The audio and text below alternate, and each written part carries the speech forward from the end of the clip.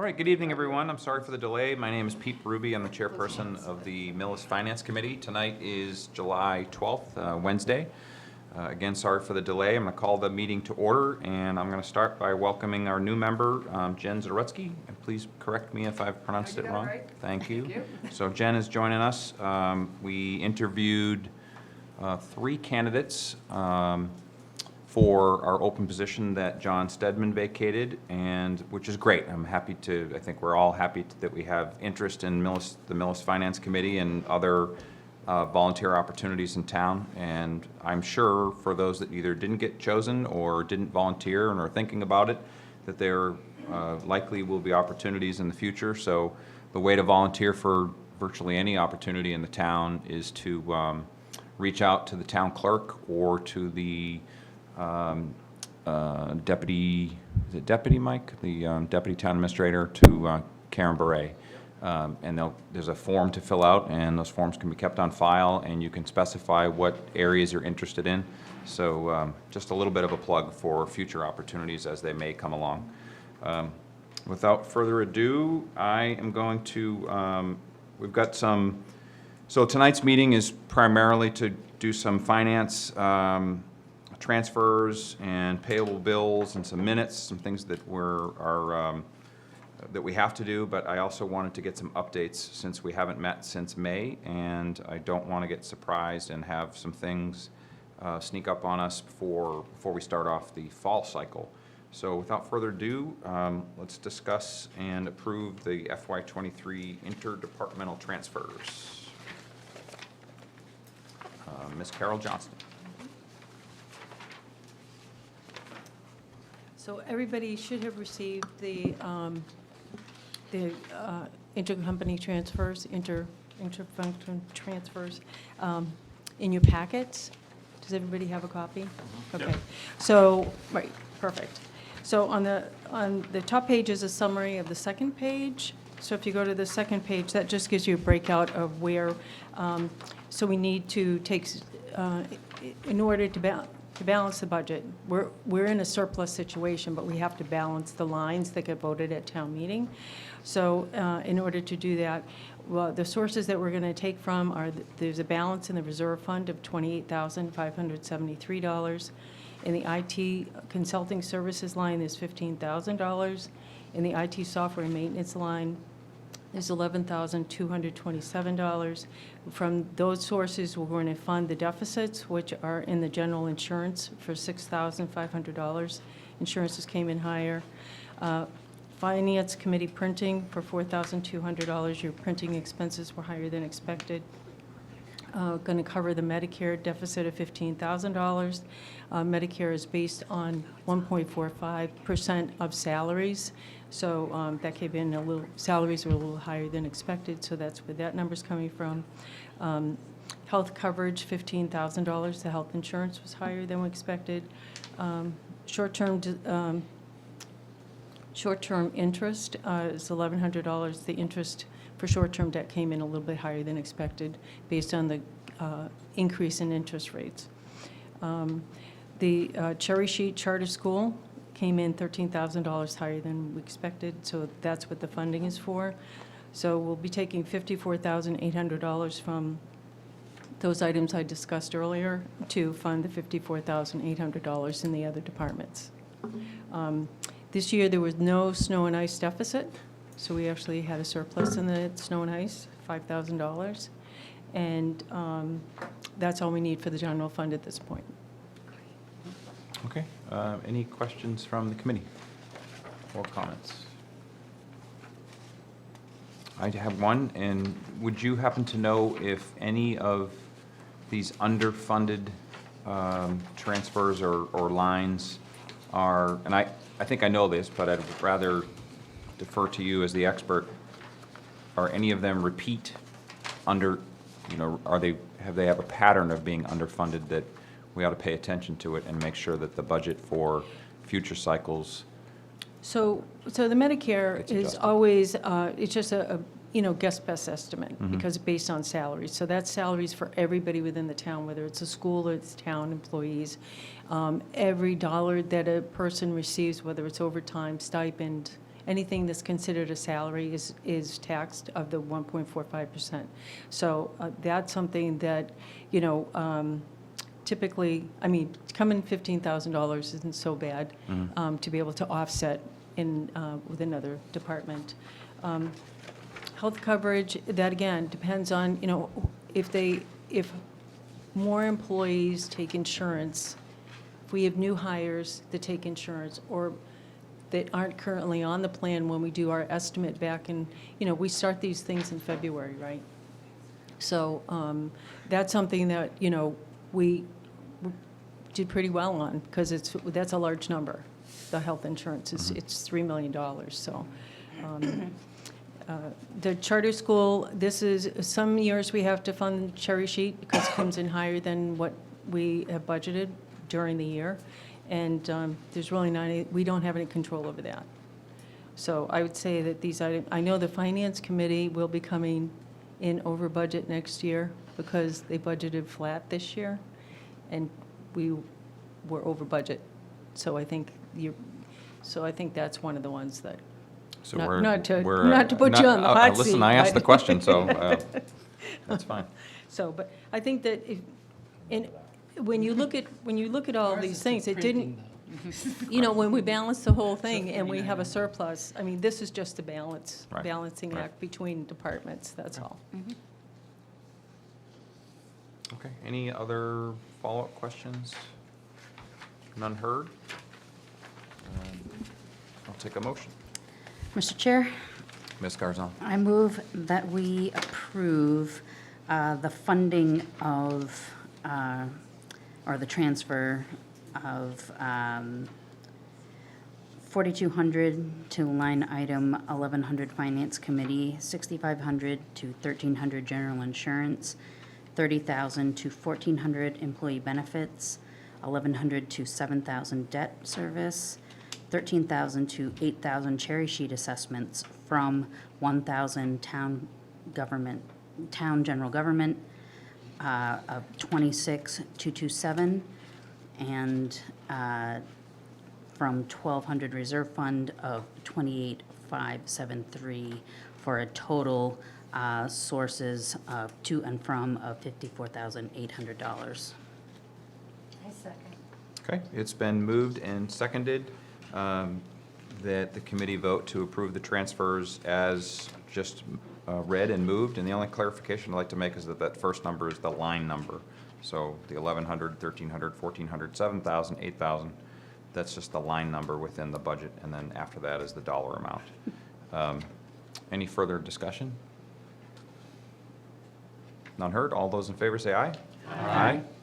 Any nays? And one abstention, Deirdre, from Mr. Underhill. And I assume you need a signature? I need signatures. I have Yours? the I know we one have from the select Enterprise. board, and I have the Enterprise. So the Enterprise is the next one? Yeah, let's do the enterprise Sure. and then we'll do the Sign them all. signatures. Perfect. So on the final sheet, there's the third sheet. This is just to balance between salaries and expense lines on the water department.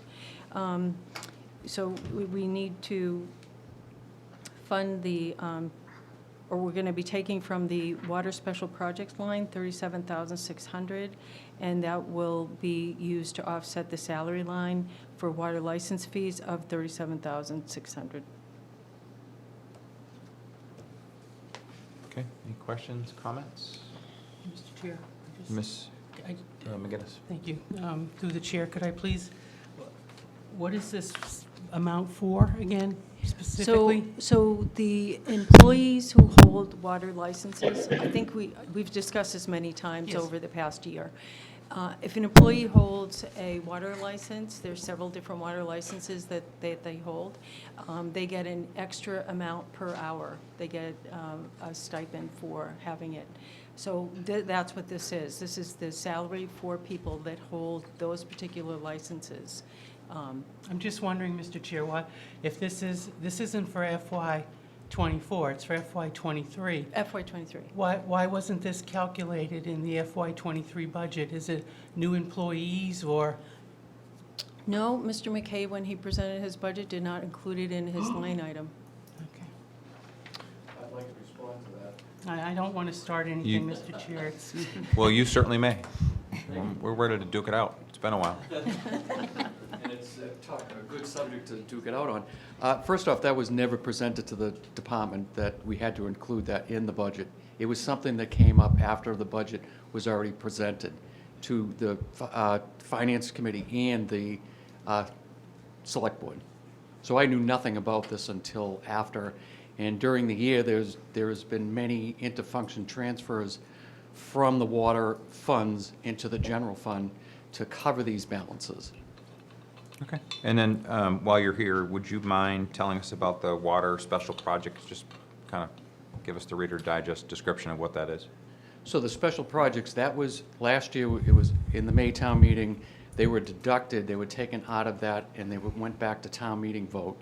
It wasn't Carol can probably better explain it than I can, because it wasn't a clear way of presenting it to town meeting and the Millis residents of how the money was going to be spent. So that line item is gone. It's not in the budget this year. It's a zero balance. What was it for? What was the intended use of that line last year in FY23? There was three different line items that were put in the May town meeting, and I believe we took them out and they were voted on at the November town meeting. Care to clarify? Or, It was one of the line lead projects Yeah. that yeah. we ended up having to take it as a loan. A loan. It was a forgiveness loan, but they had to take it. And we went before everybody to make sure that that was done. So it had been included in the budget. And so in order for us to take it and do a borrowing for it, we had to remove it from the budget. So that's why there was actually more in that special projects line than the $37,600. okay, I think it was around Yeah, it was- 200,000. Yeah. okay. Any Is- follow-ups?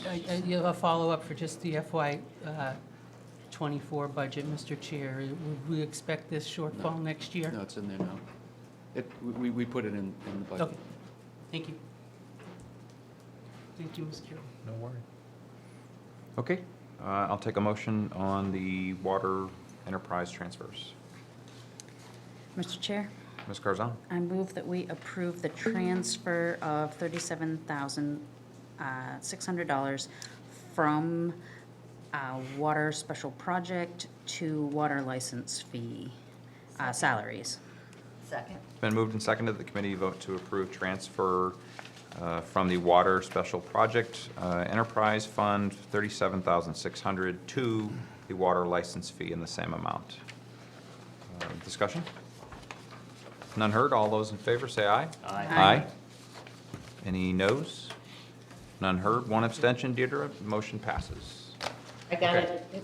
Thank you. And if, Ms. Johnson, if you would just, you can start down there, that's fine.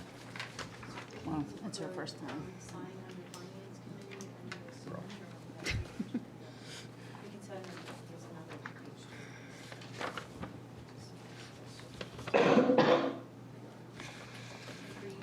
Sure.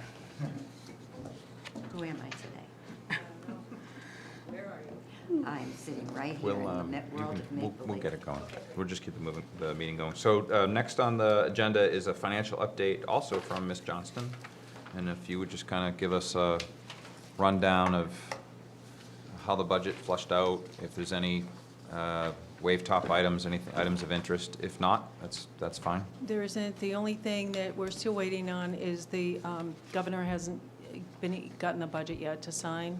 So the movement as far as it goes for the cherry sheet, from what we budgeted to where it sits now, it's gone to conference committee.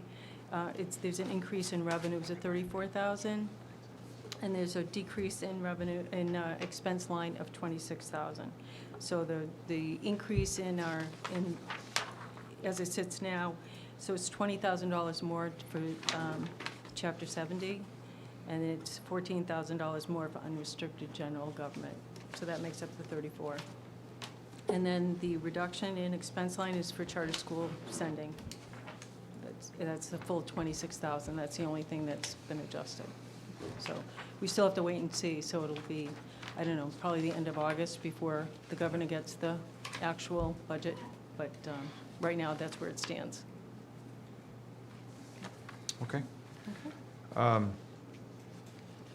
That said, I'm not that familiar, honestly. I thought that, how is the state funding, how does the Commonwealth fund budgets if the budget hasn't been signed? I mean, I guess most of the aid comes later in the year anyway. Well, I guess they actually approved like a 1/12 budget, so that they can work July. Like a stopgap. Mike? Yeah, the last week of June, the governor signed a 1/12 budget, which is basically Okay. based on the current year. It just allows them to get through that first month. Historically, unfortunately, and we're one of only 3 states in the country that doesn't have a budget yet, but the legislature oftentimes doesn't have a budget approved until the end of July. Under state law, the legislature is supposed to wrap up all formal business by July 31st every year. So that's usually, if you're paying attention to the news, local news, watch around 29th, 30th, 31st of July, you'll see a flurry of activity at the State House. And then it gets sent to the governor. She has 10 days to sign it. So it'll be first or second week of August before we have a budget. Understood. As usual.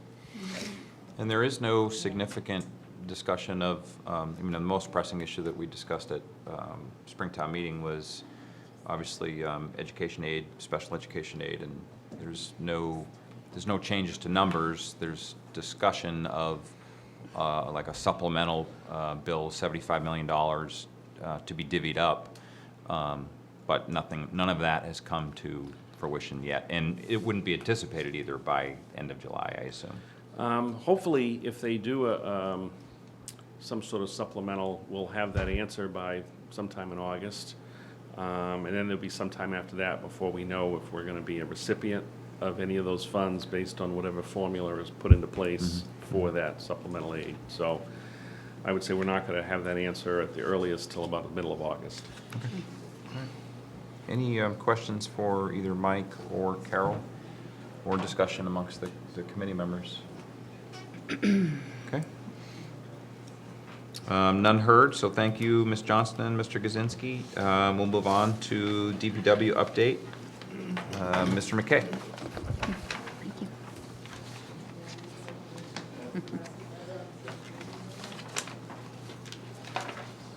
Good evening, and thank you for having me here. Let's start out with the bad news, because we do have some pretty good news that by the time I'm done, hopefully. The Select Board did approve the water and sewer and stormwater rates at their meeting Monday night. The water increase will be a 10% increase in water, 5% in sewer, and 0% in the stormwater. So the stormwater has been consistent in the past 6 billing cycles, has not gone up at all in those years.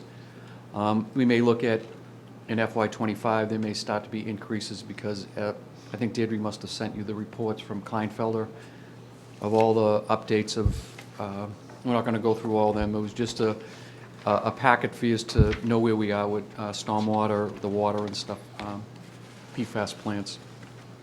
But it's going to be more of a boots on the ground type situation. We have to get out, start inspecting, making repairs to different structures. So that'll all be engineered, but nothing will be done this year in the stormwater other than what we continually do. Everything is on target. We're in compliance with everything. That's the most important thing. We're at the end of the 5-year cycle in stormwater. So we're going into permit years 6 through 10, and that's when it's starting to be the more expensive part. There's going to be many changes to the language for residents and business owners that will go in front of the November town meeting. I shouldn't say that. I don't think it has to go to the town meeting, but the select board will have to approve. There may be 1 or 2 zoning changes, but that will be handled through the planning board. The reason for the 10% increase in the water rates is one must, prices go up. The price for electricity, the price for chemicals, manpower, all goes up. And last year there was, I believe, a 5% increase in water, and the 3 previous years we had no increase whatsoever. The only cost for the new PFAS plant for the DeAngelis plant is just a short-term borrowing of $160,000 that is part of that increase. So that will be paid in FY '24. So that's it with the rates. I don't know if anybody has any questions about the rates.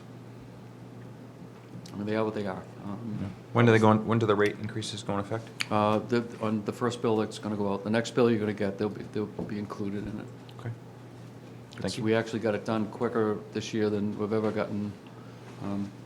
So it's not like you won't, the bill you see will be oh, and actually the big thing, if you all remember the cap assessment, that went up, I think it was like 66% last year. That's that little thing in the corner of your bill You can barely that says like read. $72. There is a reduction in that of, I think, $9 a quarter. Thank you. So that will be lowered. It'll be a short, to be honest and fully, it'll be short-term. It will be a one-year thing because the $3.5 million for the PFAS plant will be, I'm sure the treasurer collector will borrow that next year. So that will be put into debt services, and that'll increase that.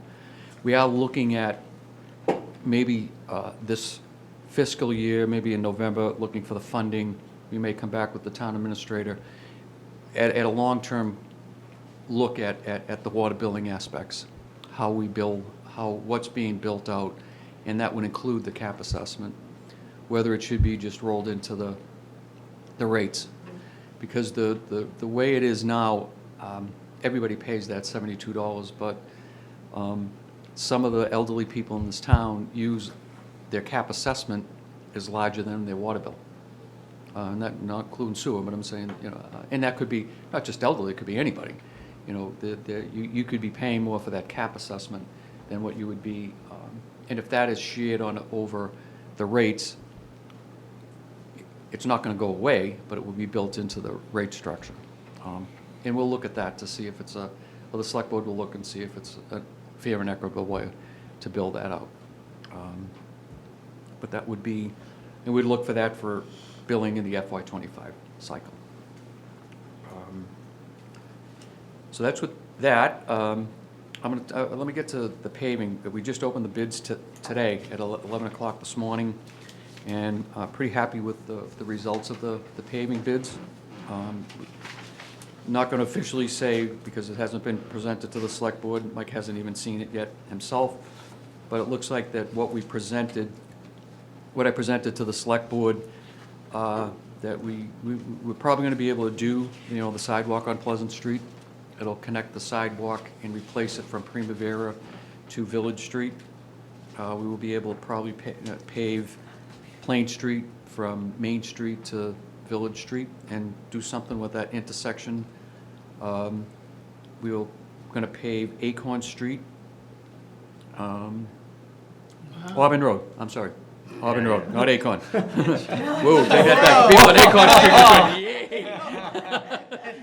Auburn Road from the I have to cemetery. say, I did say, is he sure about that? Auburn Road from the cemetery to the police station on Main Street. That's pretty bad. And with the prices, until we get into it, was the last alternate was Spring Street. And Spring Street would be done from Plain Street to Village Street. For that part, because then that will finish all of Spring Street being paved this year. So we'll be coming back, the select board are going to have a meeting next week. We'll propose, not in all the prices, police details are not in there, so we have to work a couple of things out. But we're going to be able to get most of this done, which is pretty big. I mean, you're talking almost 900, almost to $1 million worth of paving that could be done this year. Can I interject with a question? And is that a function of, so I guess, I haven't really thought this through, but the town appropriated, I think, $500,000 last fall. And I'm guessing that that's been held on to so that it can be combined into large projects. Sure. With appropriations that were made and funding that's been received, Chapter 90 and others from the state. Should we have done that? Should we have, because because the argument at the time was, let's get the appropriation done in the fall so that we don't have to wait until July 1st. But to my So- knowledge, we haven't executed any of those projects. We haven't, and the reason for that was because we needed, for the projects that were looked at to be done, $600,000 wouldn't have been enough to do any of them. So we needed that 200, so that in that, you're talking 600,000, there was 150,000 left over from the previous town meeting. So there was a total of almost 750, from the town, it was 6 and then 150. We added the sidewalk fund, that's in there. There's like 85 something thousand. And there was, I think, one project left over, there was 9,000. So the bidding process has gotten so bad with the state DOT. We had to hire an outside firm to do it because there's so many regulations. So there was, in the design of Pleasant Street sidewalks, that had to be designed. So we waited till after we had you can't bid something. She left, but Carol, and she's very good at what she does, and I'm not allowed to bid anything because I don't have the funds available at the time to put it out to bid. So we know that we're getting $273,000 from, but it's not to us until July 1st. We can't expend it. So I can't go back to the selectmen and say, hey, approve this, because it's not ours until July 1st. Okay. Okay. And I think that if there's a way that we can appropriate more funding in November, I would still continue to do it the way that we did it.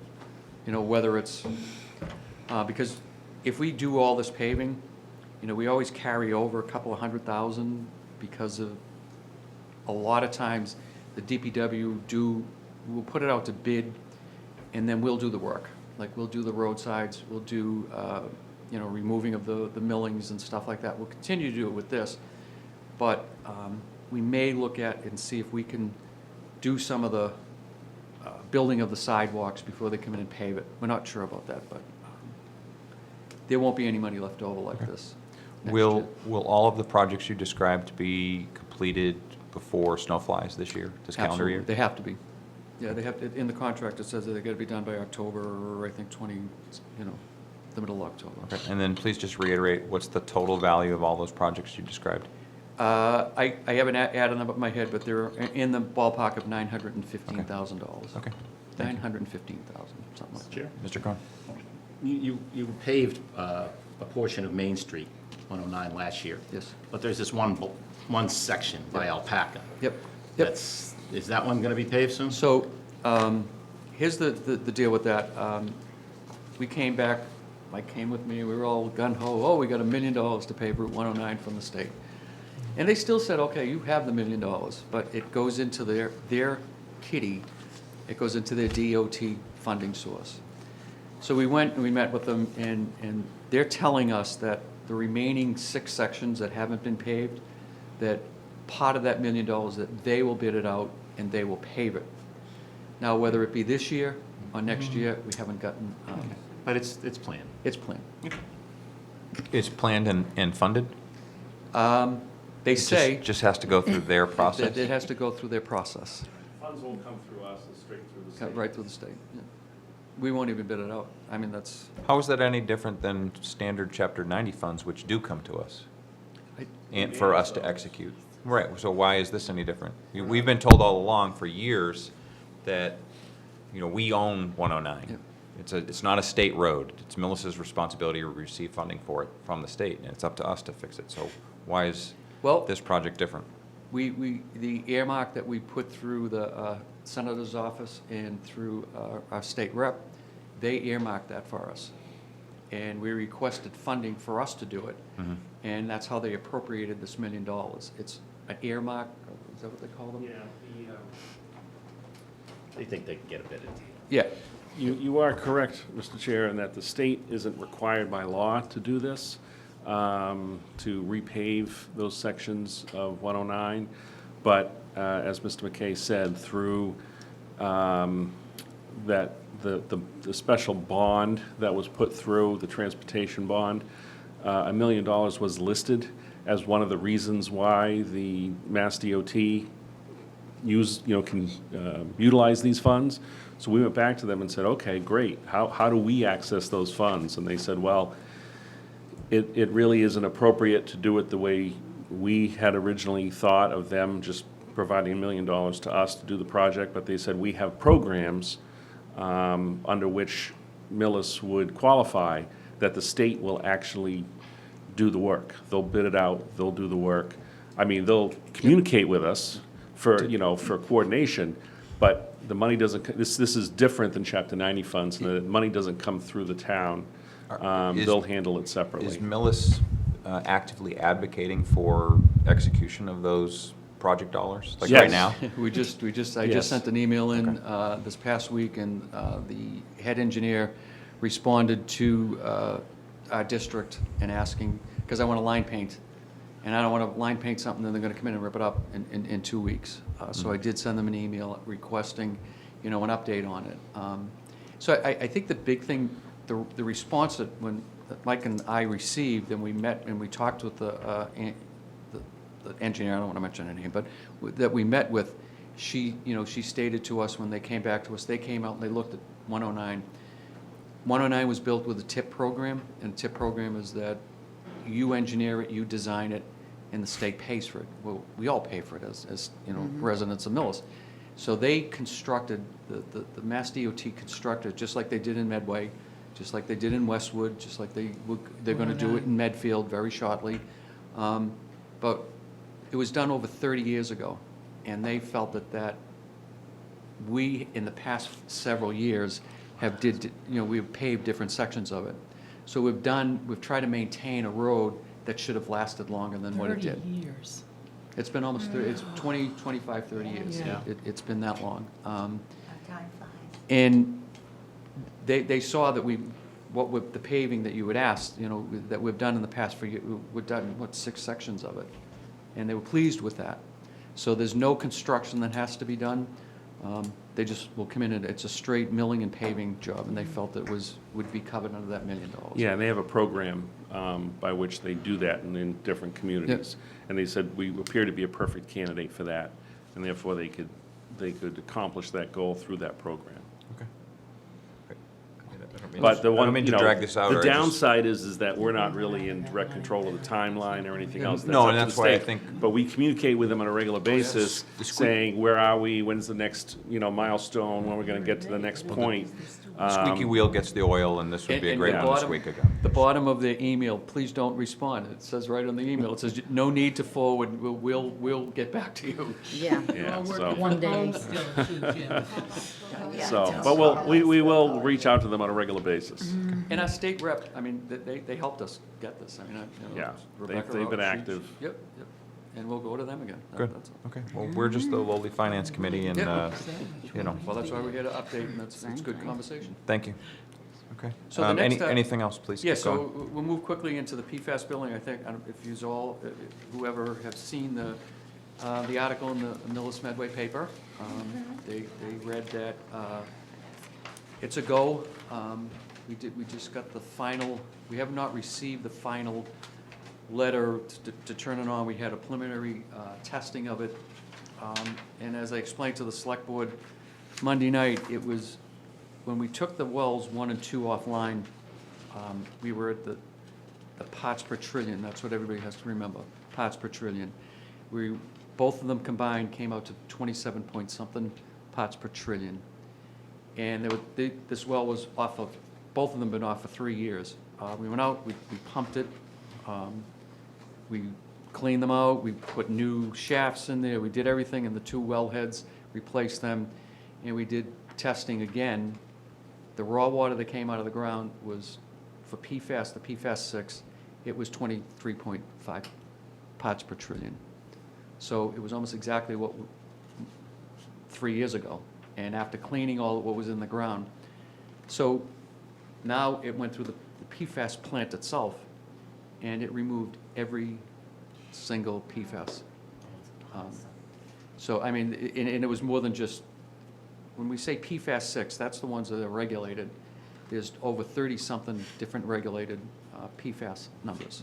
Not regulated, but they're. Those won't be that found. they have. And it removed everything. down the list, you'd look at the list from the raw water, it was like, uh-oh. When I first started reading, it was like, uh-oh, we're in trouble. And then by the end of it, it removed so it's doing its job. Great. It's built, it came in under budget, on time, which is what everybody in Millis should be happy about. It's all borrowing, it's not that there'll be money turned back, but it was all a borrow. There was, the rest of the work that we're adding on now is that the DPW will do it. We cut most of it so we could stay in budget. It's mostly, not landscaping, but structural work outside the building, that the DPW staff will do, and the board's already approved that work to be done. And also at the meeting Monday night, the select board approved the final design of Well 3. And that it will be another PFAS treatment plant. It's almost the same type of design and they'll be able to use a lot of the design that they used here. So they're not going to reinvent the wheel because they're going to use the same gas system, charcoal type system that we used because the pilot testing from the area that was already completed through the preliminary testing shows that the charcoal system will clear the water and will hopefully have the same results. And I believe that, we're going to try to keep the same aggressive design and go in November for money and start a quick build on it, because now all communities are having this issue now. And there's only so many contractors that build these things, and there's only so many of the parts for them to put into these treatment plants. So if we sit back and wait a couple of years, and there's new regulations coming out. I think at the last meeting I told you that they're lowering what used to be 20 parts per trillion on different things. They're regulating, it's going to be at 4 parts per trillion on the PFOS and the PFOAs. Both of them are going to be 4 parts per trillion. And if anybody has that, and what you're going to have to do, you're going to, if you exceed that, you're going to have to treat it. And that's coming from the EPA, not the DEP. That's coming from the federal government. And both of our Well 3, it exceeds that by 14, 15 parts per trillion for PFOAs. And if you want to look at any of those, they're still published every month. We put the results, we still test every month. It's online at the DPW website. Mr. Chair, no, I don't want to Yep. interrupt or anything, but about the funding for the Well 3, the second. Yes. The second build. The town was generous, the municipal side, in contributing some ARPA, AARP funds or something for the first one, several million. Is there anything down the pipeline maybe for the burden we see if the increase in the water rate at 10% was for a $3 million or something that it'll ultimately cost because the municipal paid the other half of it? How much is it going to be now, Mr. Chair, if the water enterprise has to absorb an entire build-out of a plant? Mr. Chair, well, just to talk about the other funding for the plants, for the DeAngelis Wells 1 and 2, we were fortunate to be able to use $2.4 million in ARPA funds to go towards that, $5.8 million plant ultimately. So it did pay for almost half of that. Also, Jim, in working with the DEP, was able to get some grants for some of the design for that plant through the DEP programs. The second PFAS plant for Well 3, through Jim's work with Congressman Auchincloss's office, we were able to get, as well as the help of other individuals, we were able to get an additional $3.5 million. So I think at the select board meeting the other night, Kleinfelder estimated the cost of this plant would be around $6.8 million because of inflation and the fact that more towns are getting these services, so it's driving prices up a little bit. So again, that'll pay for about half, but there'll still be 3.4 million, assuming, hopefully, we're hoping it'll come in under that, but we just don't know. Yeah. So there will be also the 3.4 million in additional borrowings that will have an impact. And again, we're not alone in this. There are a lot of other communities that will be facing this over the next couple of years. But I agree that the quicker we move ahead with this, and we're sort of staying ahead of the rising tide here and get this done, it'll put the town in a much better position than a lot of other communities that are going to be a few years behind us dealing with this. And the rules are getting tighter and tighter and tighter every year. They're not getting looser. Mr. McKay, when do you feel, if not already, when do you feel you'll have a grasp of the operating costs of the plants and whether or not your budget for FY24 is sufficient to operate the plant? So I think that the budget right now is fine because there's no more chemicals being added to it. What we'll have to do, even the electricity aspect of it, we'll have to figure that out with, through the year of operation. We're going to contract through this process before, Kleinfelder closes the project out to remove we're going to join a consortium for the charcoal that's in the tanks. They have to be flushed out every 24 months. They have to be removed, and the system has to be flushed out. And what we want to do is there's only so much of that product around. So if we don't get into a consortium of it, we could just be like, uh-oh, here we go with uh-oh again. You could be that you don't have anything to put in there while they take it away and clean it. It's reusable. So we don't know what that price is yet. We're working through that process. We're not going to have to worry about it in FY24, but yes, you're correct. We will have to worry. We're probably going to have to adjust the budget in FY25 for that. Okay. But it sounds like it's a recurring 2 years, like you Yes. almost have Yes. to build 2 it years, in. yes. Every other year, Yeah. it's going to be in the budget. The only thing that we Item. have a meter that, we don't know what the cost of what's going to go into the sewer system, but we have a meter there. And again, that'll have to be adjusted also. Not that one enterprise fund pays the other enterprise fund, but we'll look at the cost of it if the price goes up. The only thing I'd like to add quickly to Mr. Kaczynski's, we will, and we are in the process for the remaining 3.5, we're looking to submit an SRF grant, and that's 0% interest that the state, and pretty confident that we'll get that. I mean, I think because we did receive it for wells 1 and 2, but we ran out of time to use it because we thought we were going to be able to use that 3.5 million from the congressman's, the federal government, but the building was built and it was already under construction, and we did not use American, the entire building wasn't American-made, mainly the steel. And the building was partially built by the time Yeah. those regulations came out, so Yeah. there was no That's way cool. we could. It's for the second Yeah, plant. yeah, we can still use the funds. Yeah. That's the good thing. Left pocket, There's a right lot of pocket. paperwork There's with a the lot of paper. SRF that's Yeah. gonna have to be done, but it's worth it, because at a 0% interest, we're gonna save a lot of interest through that borrowing. Mr. Chair? Mr. Cronin, we'll kind of wrap it up after this comment, because I just want to keep us close to on Yep. time. Yeah, so there are 2 more wells after these, there's 4 and 5? 4, 5, and 6. 4, 5, and 6, I'm sorry. So what's the situation with those? Well 4, that's located up at South End Farm, that's the lowest of them all that are producing PFAS chemicals. 5 and 6, it's going to be a decision that the board will have to make if they want to invest in. We have to keep one of them operational because the town can run on wells 1, 2, and 3. But if one of them falls offline because of repairs or something like that, we still need a backup line. And they could look at an investment. If we get, because everybody has PFAS around here. Okay, well, don't believe anybody when they say, oh, we don't have PFAS. Everybody has PFAS. Every surrounding town here. They may come to us and want to buy it. That's what I'm hoping for. That could be a discussion for, That could fund.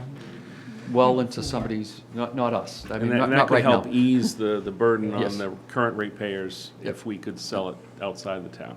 Could we sell or could we lease it and keep ownership of it? Is that a possibility? No, we're talking about the water that comes out of the Yeah, at ground. least just the water. selling the Just sell the water water, to okay. area I'm sorry. communities, Okay, because thanks. they might have a PFAS Yeah, problem, yeah. and we'll We have have- perfectly clean water to sell. I cleaned up the PFAS in the water on my farm. Can't get into Just that. I know you want to finish up. How many towns actually have a plant that we have? A hand, not even one hand. Down the Cape, there's like 60 or 70 of them down the Cape because of what's built around Right. wherever the Outside military of that, bases are. probably a dozen. In this area here, this is going to be the first one. Yeah. In this area, it's the Yeah, only one. Yeah. So, congratulations. Okay. Mr. McKay, do you have a few more things to go over? or- Just or you- one thing quickly that, if you remember, there was letters that went out, there are certain homes that our testing crew has to get in to test drains and floor drains. That's going to pick up tomorrow. We put it on the Facebook. If anybody's listening or watching, somebody may knock on your door. There will be a DPW staff member. Millis Police know about they'll have identification, so if they come. What is it Oh, about? What are they going to do to us? A lot of people tie into there's floor drains, that they have their drains tied into, and They're like, "You're it's not going into supposed the to sewer do that." system. Oh, in the sewer system? Yeah, it's going into the sewer system. Identification So, is key. Mr. McKay, you have a tough job, and I just wanted to take literally 30 seconds to just commend you, because you regularly get peppered with some tough questions, and not everybody, understands the amount of work and the big projects that you've done. And you're never going to have the right answer on all the roads.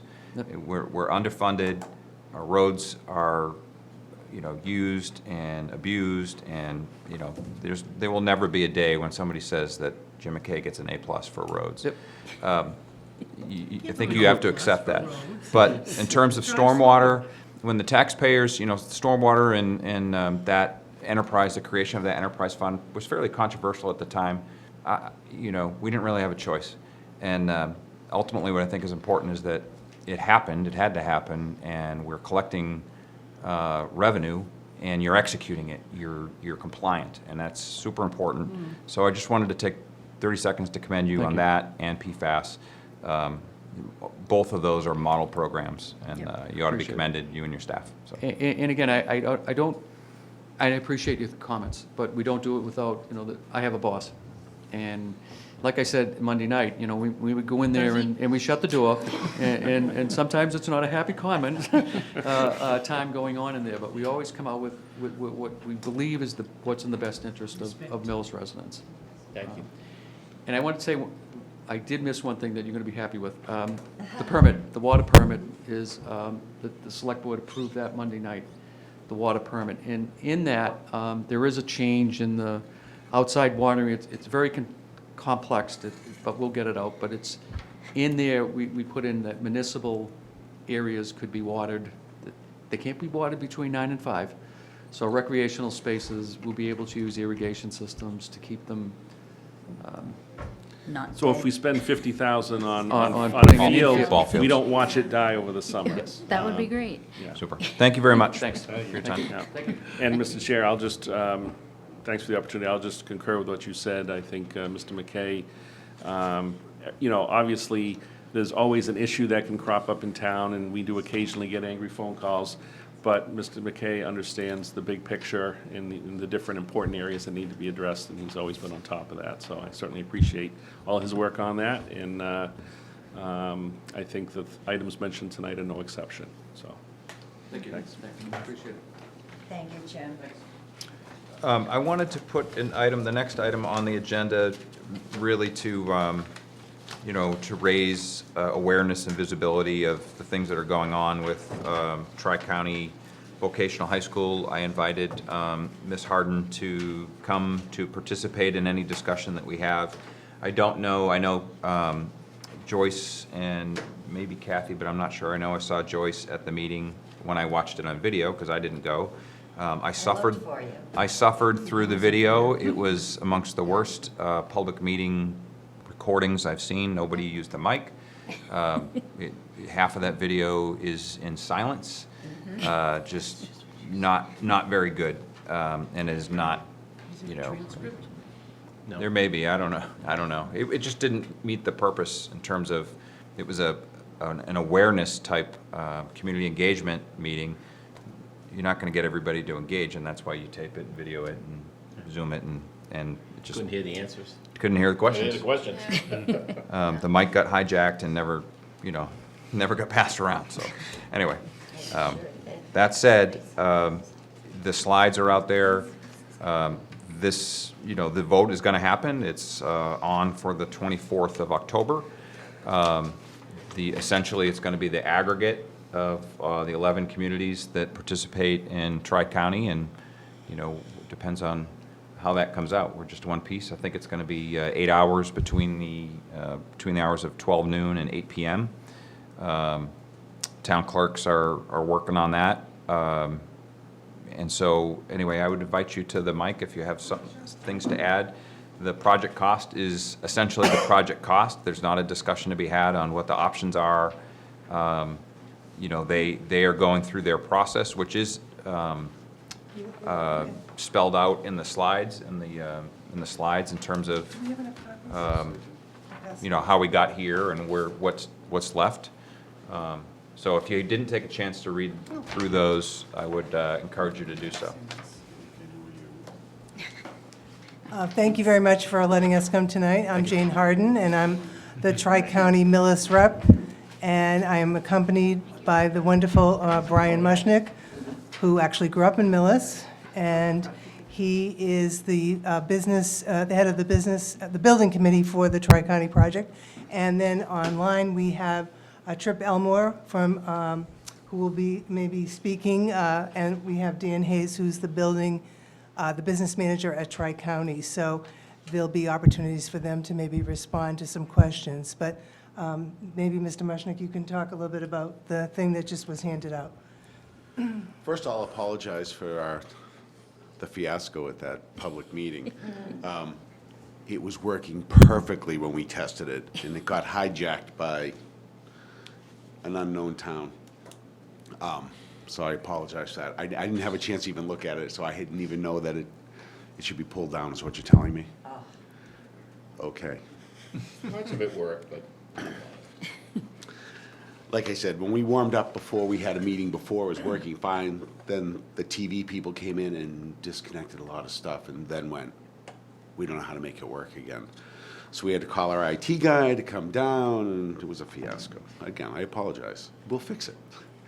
The handout I gave you is basically our estimated total budget, which is coming in at $285,992,000. I think it's actually down a couple million, Trip, correct? Is it? It was at 289. Yeah. No, it was 283, wasn't it? That is the right number. It's just shy of 286 million. Okay. And what you see is how we break down by enrollment our estimates for what it conceivably will cost per person in town. Millis is going to cost $135 a year. Some towns are paying a lot of money. They send a lot of students. Some towns are not sending a lot of students, like Sherburne, and they can write a check for the whole thing. We understand it's a lot of money. This is my rah-rah portion. Tri-County was built in 1974 to 1977 at the total cost of $0 to the 11-member towns. The state funded all 25 vocational schools almost simultaneously. It was a huge bill for them at that point. Since then, Tri-County has not been coming back to any of these member towns asking for money for any of the projects we've had to do to keep the building running for the last 50 years. It is timing out. It looks nice and shiny because we spend a lot of time making it look nice and shiny, but it is disintegrating, as you know. I was there in 1977. I didn't stay there the whole time. I came back to Millis. I'm a graduate of the Millis public school system. As a matter of fact, the last time I was in this room, Mrs. Dishku was teaching science. That being said, we've done a lot of work to keep the building going, but it's just beyond its life expectancy. When it was built, it was a really cool building. It was modern. It was different. What's happened, though, since then is things like ADA have come into play, and our building doesn't cover any of it. We have 12-degree ramps. We have pocketed doors that won't fit wheelchairs through. We have an elevator that's a foot short of fitting a gurney for an ambulance through it. We have no sprinklers. We have no emergency doors. It's just time that we have this done. We've been working on this project now for almost 3 years. To get to this point where we have a schematic design approved by the state and that we're moving towards the vote.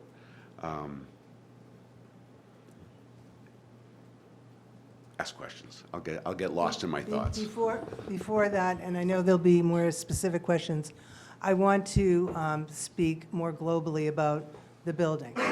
My daughter graduated from Tri-County in 2002. I had never taken a full tour of the building, shame on me, during that time she attended.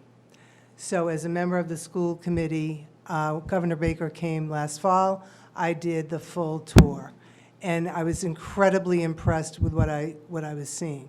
The other thing that I think we have to realize, I think I had the same mentality of, it's a school. But you have to understand, this is not just a school for for 9 through 12 kids.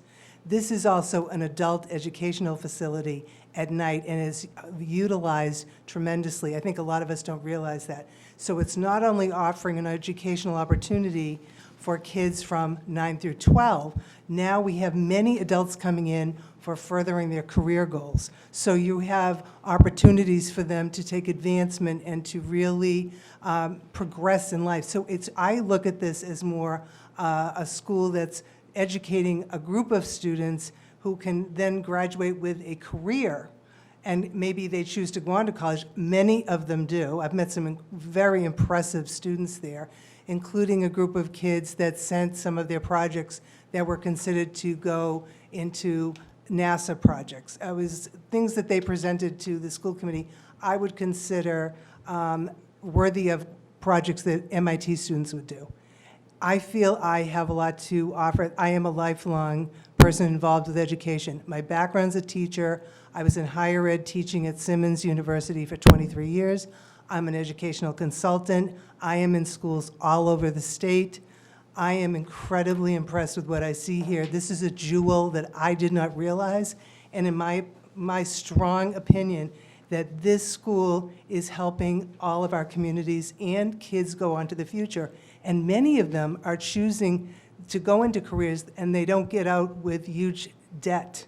They're actually going to be able to go, some of them, one of the members of the school committee was a woman, and she said her daughter is there now and going into HVAC.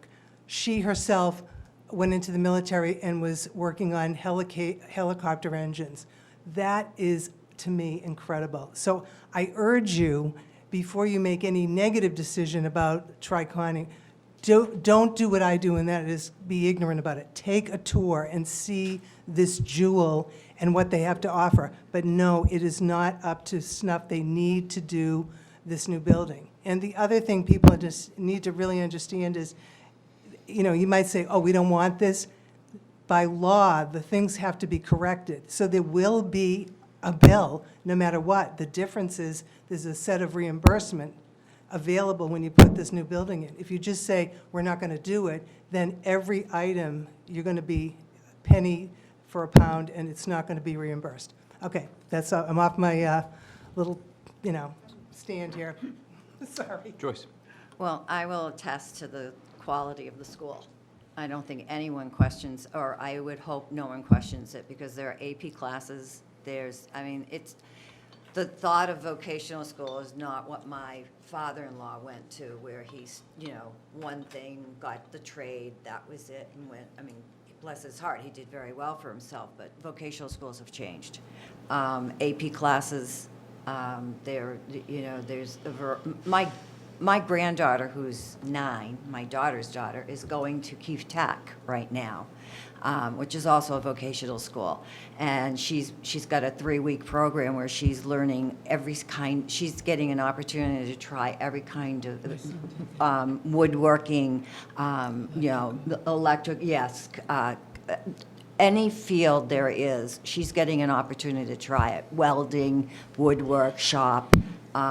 So I think what's happening, and which I'm hoping is happening in the future, is that our vocational schools become the norm as far as education, so that it's both, because there are a lot of kids that go on to college from there. They're advanced. And I am also a graduate of Tri-County as far as evening schools.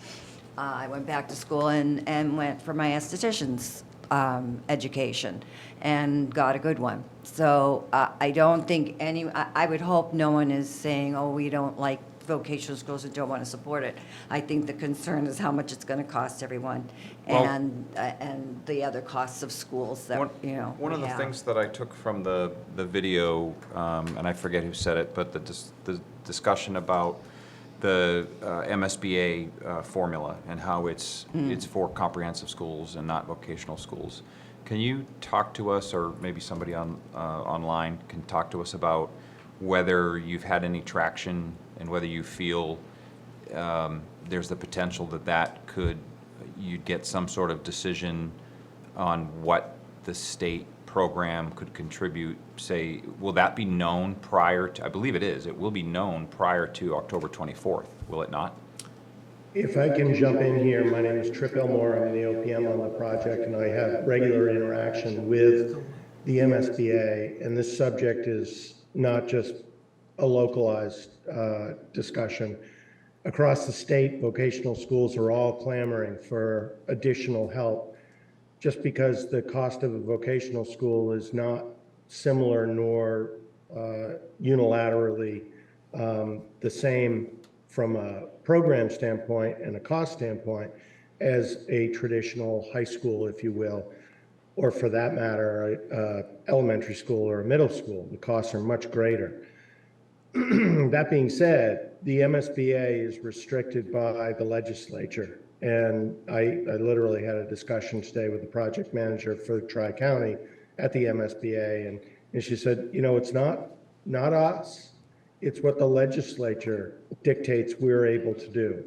And the money that we can give out is not dictated by the MSBA. It's dictated by the legislature. So the MSBA is really just the arm, quasi-public organization in that they represent what they're given from the legislature. And so as we've pushed and pushed, there really is no relief in sight. And I hate to be the bearer of bad news, but the facts are the facts. We don't have an avenue that has a clear path to opening up more reimbursement for a project like this one. Trip, I'm going to just interrupt you. So I understand. I read that immediately as soon as you said the legislature, that it doesn't happen quick. I understand that. It's not a criticism. I mean, nothing to dwell on. We understand. But will the MSBA's share will that be known prior to October 24th? Oh, absolutely. Okay. Absolutely. As a matter of fact, that was part of a discussion today. When I had to put the budget together, and I have been at this a few years, if you can tell by the look on the screen, but I had asked them, how did we do in forecasting? And they said we were incredibly close, much closer than they normally see in forecasting what we thought might be the reimbursement that goes to the board of directors on August 30th. That amounts to a maximum reimbursement grant from them of around 81 million, I believe it is. 80 to 81 million on a $286 million project. And, we've been running numbers to date on roughly 200 million of borrowing. And you might say, well, if you do the math, you're missing about 5 million or 6 million. We have somewhere in the neighborhood of 60 million built into our budget at this point in time, because we're at a very early stage. And we're hopeful that we have been conservative. In no way, shape, or form am I making any guarantees in these statements, but we are running a tight ship and every dollar counts. So all we can do is plan for the worst and execute for the best. Okay. Does that answer your question? It does, it does. I have a question for Mike. Go ahead. Mike, as far as the vote, the day of the vote, there had been discussion about having two options on the ballot. Could you speak to that? Thank you. Yes. I think a lot of the main concerns expressed by those at the meeting, and I was at the meeting,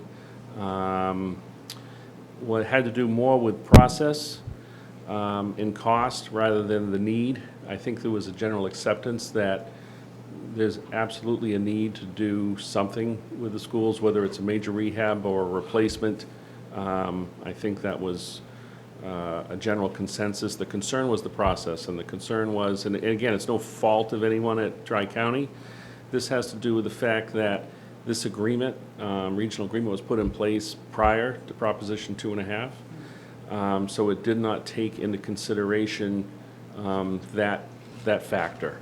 So if, you know, if the school had needed a major renovation in 1978, it would have been as simple as having the local vote and town meeting approve the funds.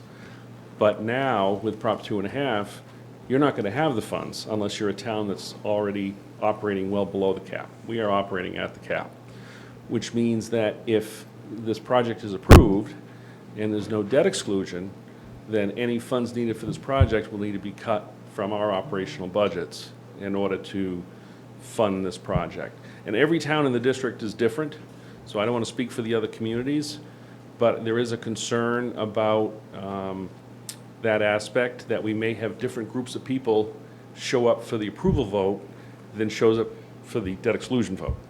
Right. So we've had some discussions, or I've had some discussions with folks about whether or not we need to have a separate election on the same day for a debt exclusion.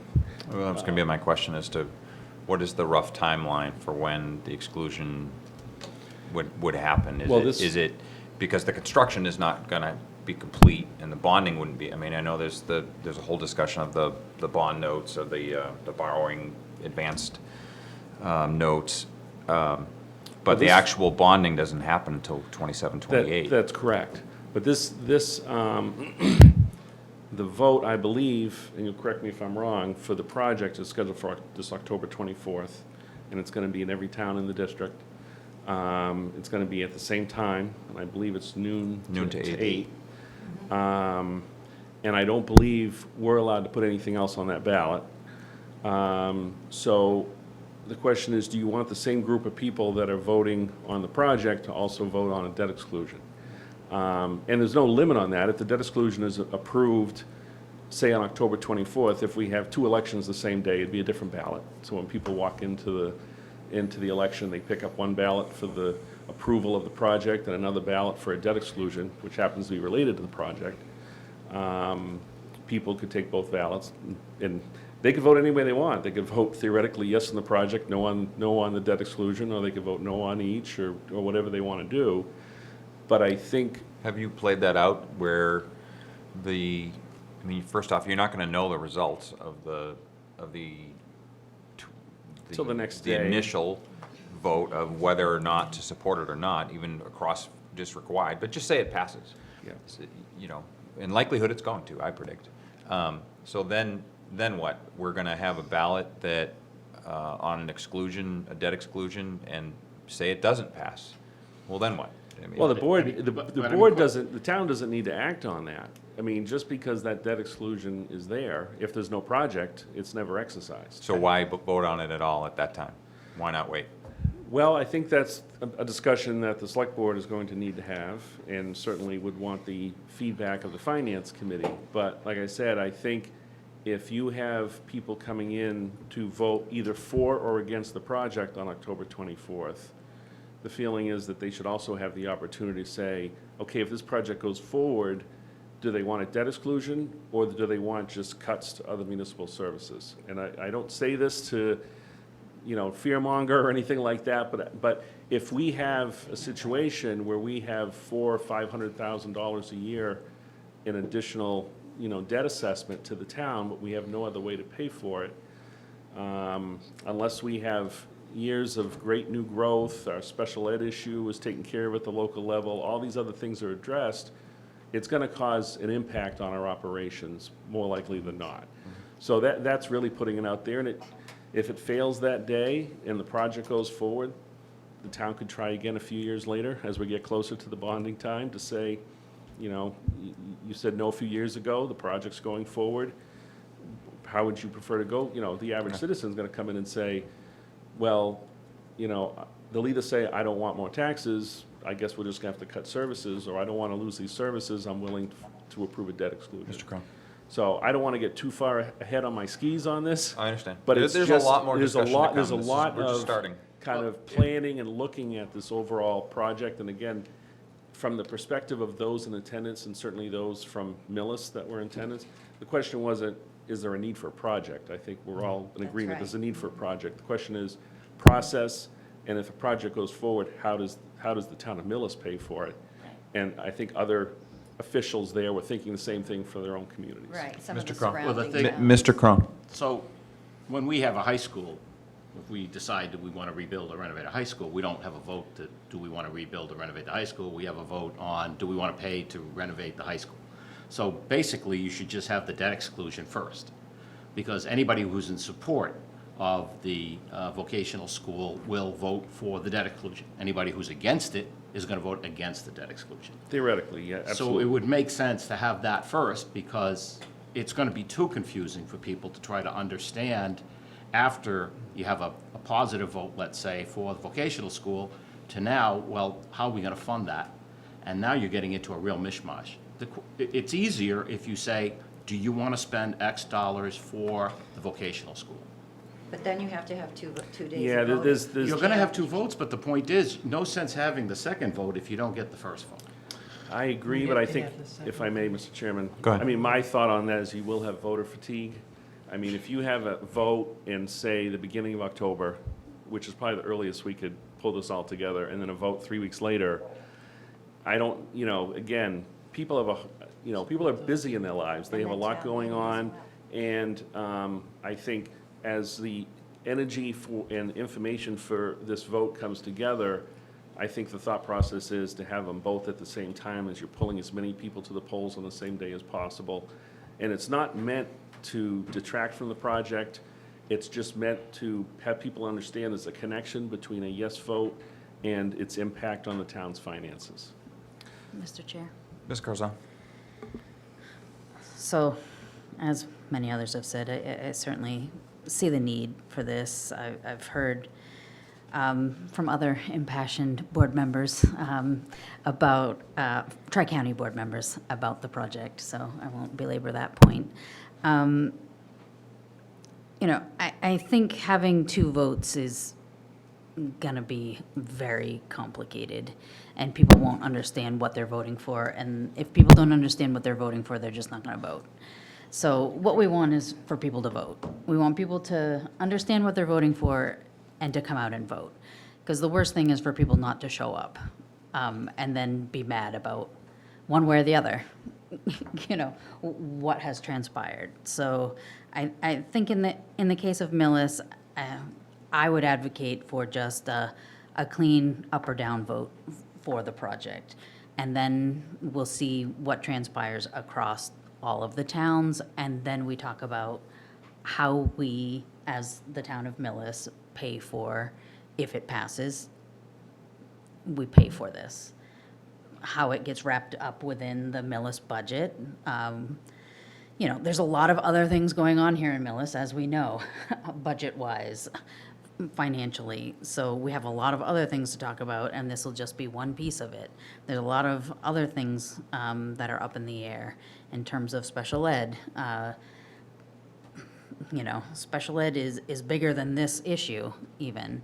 A question that I do have is, what are some additional programs that you would be able to provide students in our area by having a more comprehensive facility in Franklin? So you're asking, what are we adding to our school?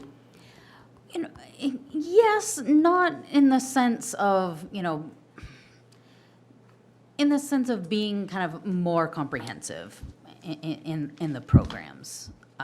You know, what is the added value to this facility? Is it just? The added value is, first off, you own 1/11 of this building and always have. You've never utilized it. Have you ever been there? I have, Okay. You ever used it for a meeting, a function? yes. You have. Not personally, but as part of a group, yes. So there's an asset to Millis right there that you have used, but most of you have not. It's always been there. Nobody's used it. A ball field, a football field. I don't want to besmirch your football field. Ours is only a little better than yours, but it's better than yours. You have lights. Our track's in the same shape yours is. Our track will be rebuilt. I know that you're stuck with the size you've got, and I fell on that cinder track a lot of times. You know, traditional learning is traditional learning. Almost 50% of our kids go on either to a 2 or 4-year college when they finish. We do offer 9 AP courses, which is down. Millis probably has 14 or 15 because we're not a traditional learning school. We're a traditional learning school with the vocational. You know, your kids go there an hour longer a day because they're learning the same MCAS as you get here. You're also getting a vocation.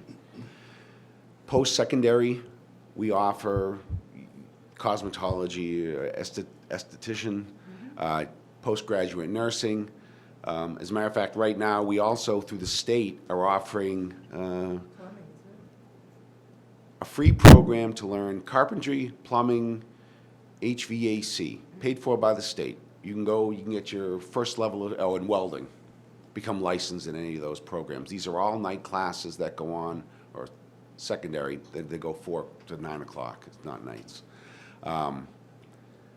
We'll be offering a much better gymnasium and space for use for these towns to run big events. We at current, our gymnasium, our auditorium holds about a little less than 200 students. Can't really even hold a whole class in there, a whole grade. So the newer building will have that improvement. It will offer, More security. I'll back up to security for just for a second. So when we first got involved in this process, we had a review of the building. It was probably 6 years ago now. They came back with a price of $160 million to rebuild it the way it is right now. Just to keep it the way it is, that would be a straight up assessment yearly. A lot of money. It's not reimbursable. There was no state aid available. We would just bond it out and the towns would be assessed that value. We originally came up with 5 addition renovation proposals and 3 new building proposals and have been whittling it down over the course of the last 2 years and change. When the price of addition renovation kept going up and the cost of new, as we whittled away at it and figured out what we needed, came down, they were within 10% of each other. And it became, and I hate to say it, a no-brainer over $20 million. But it didn't make any sense to tear up a building, to spend an extra year subjecting the students to ongoing renovations, literally live during the day, than it would be to build a new building behind where we are now. That's how we got to this point. I'm not sure how many, what else we can offer to the community. We'd be more like Franklin now, where we'd be able to host bigger events, and we'd be target marketing everybody to go, please come up to our building and use it. That would be what our goal is. It always has been, but it's been hard to get people to come up and see it. We run a summer camp during the year. It's been quiet since the year before COVID. We're hoping to bring it back. Was it you who mentioned Keefe Tech? Our summer camp does the same thing. They bring them in, and the kids build an Adirondack chair, or they work in the machine shop, and that's sort of like mining your kids in Pop Warner to get them to play in high school. You get them into the vocational school early on and show them what you can do, and you find out what kids really like, the tactile learning. That's really what we're promoting. There's a lot going on at Tri. I don't know if if you've seen our night ads, it says, try at night. You've tried everything else, try at night. That's our slogan. There's a lot it can do for us. And we're open to ideas from other towns. You know, if you have an idea, could you do it? Can you help us? We build, you know, right now carpentry is, just finished restoring the gazebo in Rentham. In the past, Tri-County has built houses. It's slowed down a lot. Not sure why, but over the past, it's slowed down quite a bit. And during this process of building a new building, the students will be hands-on in the new building, learning trades, helping put it together, saving us money, saving the town's money. I'd like to also speak, I know, so the special ed thing, I'm totally very aware of that. There are a number of students attending the 9 through 12 who are on IEPs. And that has been also a wonderful experience for them because they are getting their academics, but they're going into a trade and getting support while they're in the trade. And so for many of these students, this is opening up an independent future for them. You know, they may always have to have some sort of support, but they're getting these opportunities that I can tell you years ago just did not exist for this population. And I think that's really important. Also, in the redesign of, say, the cafeteria area for them, one of the things they had to take into consideration, sadly, because of what goes on in schools, we'd love to say, oh, that's an anomaly. We know it is not an anomaly. One of my best friends was a Columbine parent, and that was 1999, and we know how many school shootings have taken place since then, horrifying amount. So that they looked at one of the concerns was it was too open and it really was not secure enough. So in the redesign, they've really made it sensitive to that issue, and also created an entrance so the adult people that might come in during the day to come in to eat in the restaurant or to take part in the this cosmetology would not necessarily be interacting with the regular student population, and I thought that was a good concern as well. I'm going to, I want to make sure we have our questions asked, so Jen? Oh, sorry, you mentioned all the adult programs. How is that going to fund any of this? Or is it just taxpayer dollars, district share? How No. does their enrollment impact It's this? for profit. Okay. It's And was self- that it's factored self- in? it's Is any of that self-supporting. going toward this? It's self-supporting. No, it's self-supporting for the school. Well, I That's why we understand, but don't- I'm asking, does any of it go toward this? No. Why not? Because it pays instructors, it pays for the operation of the building. Okay. And how long is this building supposed to last? Is it Another gonna- 50 years at least. Why not longer? How long do your buildings last? I'm living in a building from 1810. But I'm a little weird. Everybody shoots for 50 years. Okay. You know, you can buy a warranty on a roof for 50 years, but in reality, it's not going to last 50 years. It's unfortunate that this building has lasted 150 years with a lot of work, but it's just 50 years is the target date. Brian, you bring up a good point that I tend to Planned ask and obsolescence. latch on to, and that is your operating budget will go up or down, because that's something else that will go into the, the regular tuition that the town pays. Is your operating budget going up or down at post-construction? Level. Dan? So You're our muted. operating budget for the past couple of years has been about a 3 to 3.5% increase. We've done quite well holding the line on our budgets. Remember that the dollars follow the students. So, Millis, for instance, had a decrease of 13 students in their foundation enrollment from 10-1-21 to 10-1-22. And so from that, you saw a decrease of over $200,000 in your operating assessment. So, the towns that had an increase in their enrollment obviously saw an increase in their assessment. So, state aid has been flat for several years. I'm sure you're aware of that in Chapter 70 funding. So, that could relieve some pressure, but again, we've been holding the line on our operating budget and the dollars follow the kids. All right, any more questions for Brian or Sarah, please? Mr. Chair. Hi, I just had a question. You brought up the fields and the track. As you know, we can't afford to do either here. We can barely afford to pay the teachers that we have. So I guess my question to you is, knowing that MSBA does not reimburse or fund anything that is I guess, educational based, and I understand that Tri-County is not a traditional school, so there's probably a lot of things shop-related or whatever they would not have put towards reimbursement, but are you including fields and track in this new build? I'm just wondering if you are, knowing that that was not going to be reimbursed.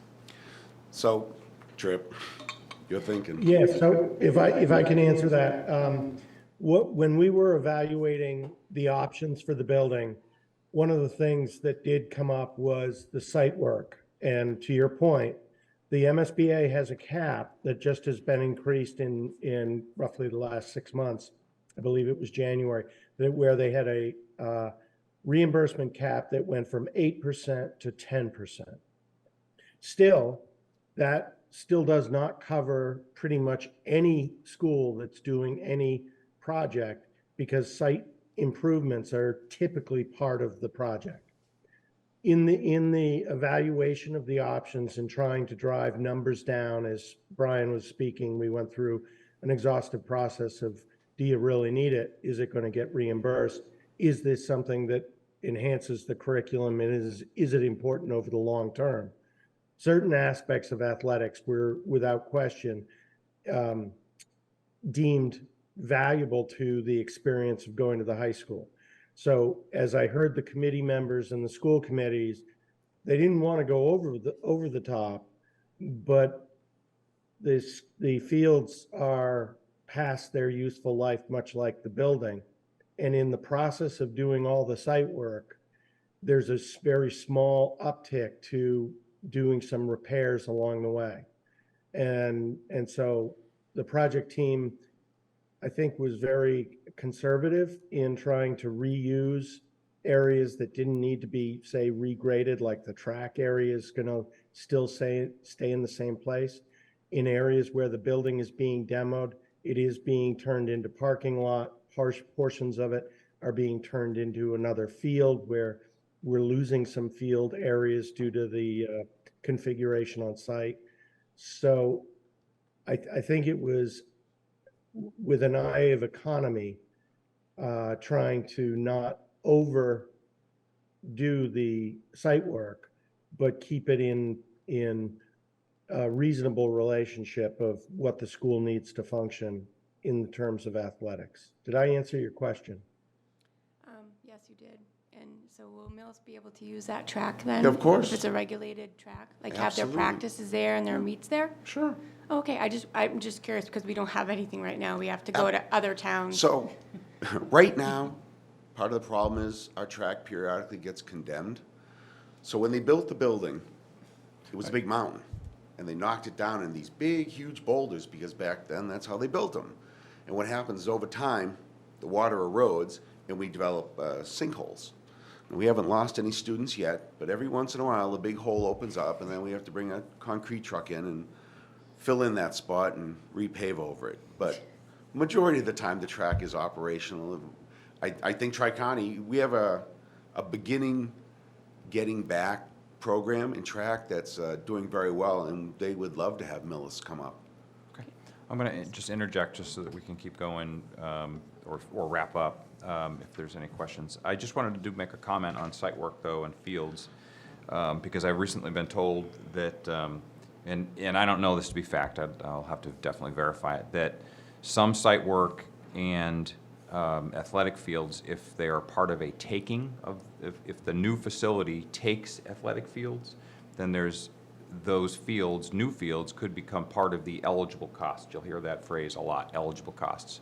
And so some of that site work and field work could be part of the eligible MSBA reimbursement. I don't know that to be a fact. I do, the source is knowledgeable, but I would like to hear that from the MSBA.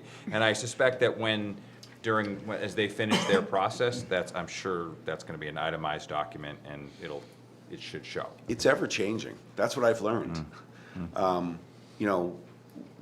They set a bar and we reach it, and then they move the bar, or it comes back. Funding can be moved. I have been told that you keep going and funding can change, and you've got 4 years and things could get better.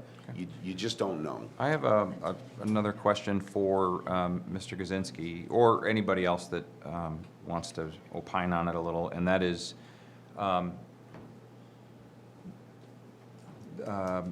outreach and advocacy, and whose responsibility is that? Is that in terms of, will the select board be taking a position? Do you think the FinCom should take a position? Mike, what's your opinion on that? It's not this is going to be a ballot measure. It's not going to be on a warrant. It's not going to be at a town meeting. It may in subsequent years and issues that come up. I mean, I believe the select board will be taking a position on this. I can't be sure. It certainly has financial implications for the community, so I think it's generally within the scope of the Finance Committee to make a recommendation on it. But I don't know if there's any hard, fast rule on it, but it certainly is a financial-related issue for the community. I personally think that this committee should make a position on it prior to the ballot date. Outreach, I think, is really all our responsibility, and is tough. I mean, aside from my earlier critique or criticism, it's hard to reach everybody. You have to push information. There rarely is a pull for information unless you're really interested in it. And there's been some discussion about this from the townsfolk, at town meeting, and we certainly try to make sure that people are aware of it. But in terms of outreach, that's probably our responsibility as well, at least part of it. So I think that we'll be doing that. But the position part of it, I'm curious to see what you feel. I would respectfully disagree to the extent that, A, we really are a warrant committee.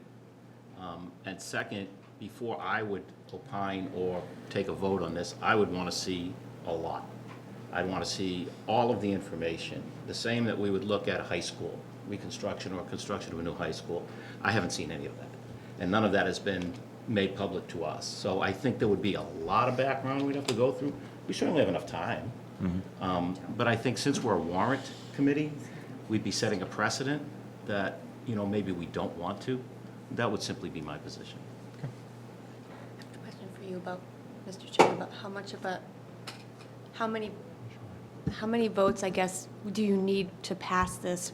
Like what percentage of One towns? simple majority. Just one? Simple, yeah. All towns Okay. combined. Oh, okay. No, I Right, it's know. a straight up and down through all 11 towns. Okay. Combined. Does anybody else want to Mr. Chair, discuss? can I Yeah, get a certainly. comment? I think, if anything, from what we've heard tonight and from what was at the other meeting and for what's going on with all the expenses as this town is beginning to see the explosion of expenses, that it would really behoove the Finance Committee to recommend to the Select Board to rein in on spending. And you have 3 or 4 years, if this project passes, Mr. Chair, in order for the big bonds to start. I dare say that in 3 or 4 years, a lot could be saved,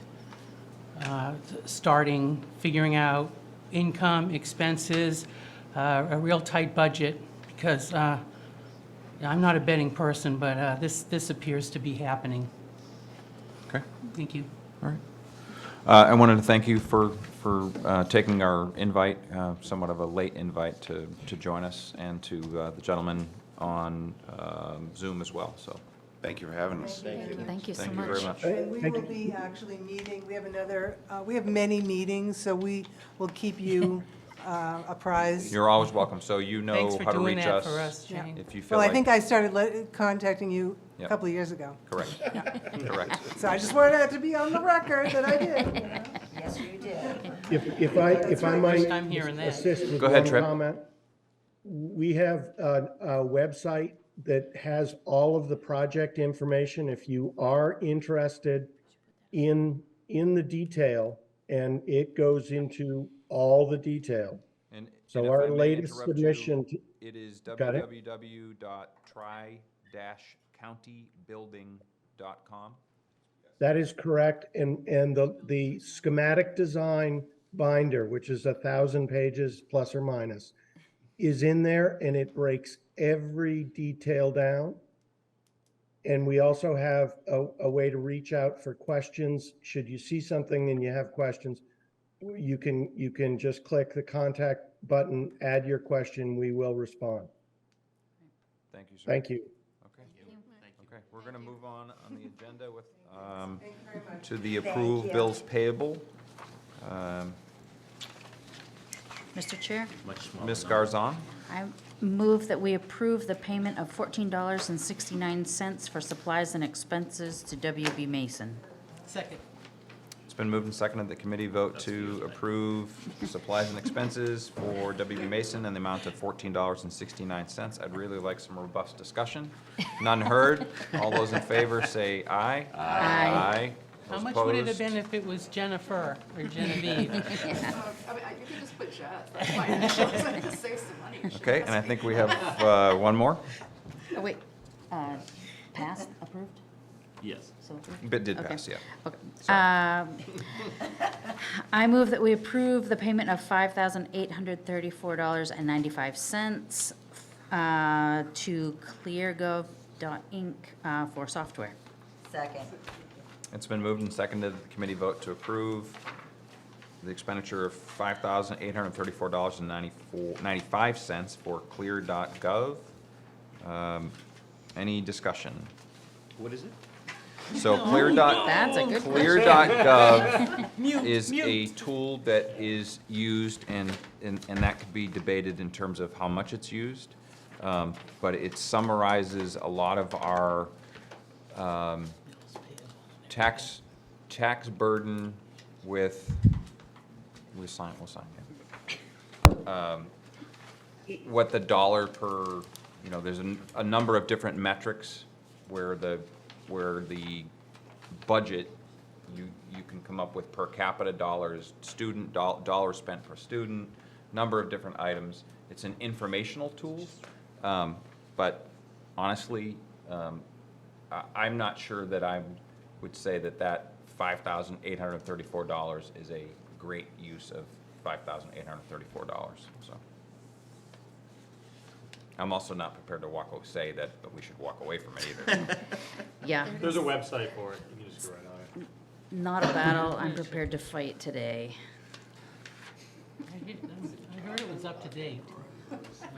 It was discussed during our budget It's a deliberations. battle I am willing to fight for at next budget, for our next budget meeting, 2025. We already bought it, right? Bring a pen. Yeah. It's not going away today. It's not going away tonight. Okay. Any more comments? All those in favor say aye. Aye. Those opposed? None heard? Motion passes. Please sign. Minutes? I move that we accept the minutes as written of May 3rd. Second. It's been moved and seconded that the committee vote to approve the minutes from May 3rd, which, as you know, was the Springtown meeting.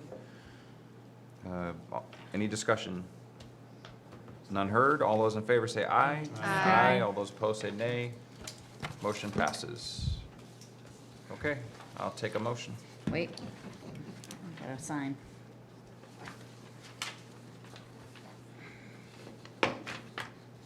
Good night, everyone. It's been interesting. We're not haven't off adjourned yet. Probably the most interesting July meeting anyway. Yes, indeed. It's the longest I job. was gonna say, in the longest, right? For sure. So when do we All talk right. about? I move we adjourn. Second. Moved and seconded to adjourn. All those in favor say aye. Aye. Aye. Motion passes. Good night, everyone. Good night. Good night. Thank you, Deirdre. Deirdre, these will be on the glass. Yeah, I'll get them. Thank you.